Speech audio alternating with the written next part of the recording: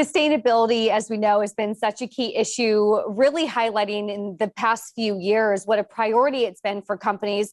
No better person to discuss this than Roberto Marques. Of course, we know him as the executive chairman and group CEO of Natura & Co. And Roberto, wonderful to have you because Natura & Co. owns companies like Avon, Natura, The Body Shop, Aesop. So it really makes you one of the largest cosmetics companies in the world. So you have a really key handle on sustainability. What are your plans to be net zero? What are your specific goals? So first, Taylor, thanks for having me. Great to be with you. Last year, we made a very important commitment as part of Natura & Co., which are the 4 brands that you mentioned. We unleash what we call our 2030 commitment to life. And within that, one of the key pillars is actually to achieve net zero by 2030. And just as a perspective, that is 20 years ahead of the commitment from the UN, right? And most important, this is also related to what we call scope 1, 2, and 3, which also encompass all the end-to-end supply chain.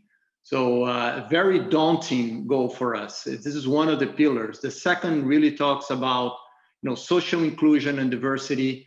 And the third pillar talks about how we really drive circularity and more regenerative ways of really doing business. So on the net zero, we are really trying to understand the importance of the direct emission, which actually represent less than 10% of our scope, and the indirect emission that is probably the bulk, which is 19 times more than the direct emission, especially on scope 3, really working through our supply chain, through our partners, especially in the areas of packaging, ingredients, right, distribution, which are really the key elements. So a lot to be done, but we're very excited with the progress and how we're really partnering with the entire network here.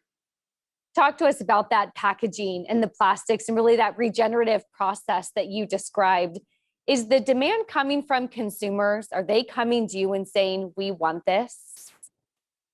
Yeah, it's very interesting because the way we like to think is that consumers are actually citizens.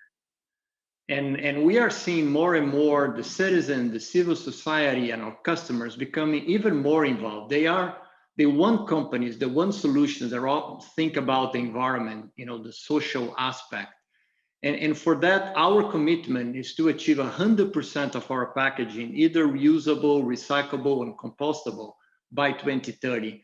And there are some very interesting examples already. One of them, Tyler, is our refuel stations that we are implementing across our Body Shop stores, where people come with the aluminum can and can fill their products, their favorite products, and then clean in a way to really create a more sustainable and recyclable ways of really consuming some of the cosmetic products. So really a lot of focus on reducing plastic, driving circularity, a more regenerative way of doing business. And the good news is that we are seeing consumers much more engaged and wanted to really work with companies that have that top of mind.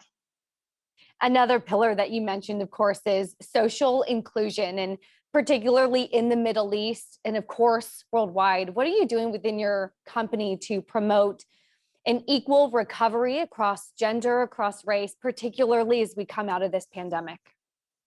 Yeah, we know that the pandemic hit actually disproportionate women in terms of losing jobs, actually increasing domestic violence. So we're very committed to actually help there. We're committed to achieve at least 50% of gender balance in terms of our management above, and also working to achieve 30% of underrepresented population as part of our management by 2030. So a lot to be done there, but it is one area that we're putting a lot of focus and making sure that we have the right fiber of society represent in our own workforce. We just have 30 seconds quickly. How important are all of these goals that you've just described to the future growth of the company? Listen, we like to say that there is no plan B, right? We needed to embrace that because we can run companies in a dead planet, as simple as that. Thank you so much. That was Roberto Marques, of course, Executive Chairman and Group CEO of Natura & Co. Thank you so much for your time. Thank you.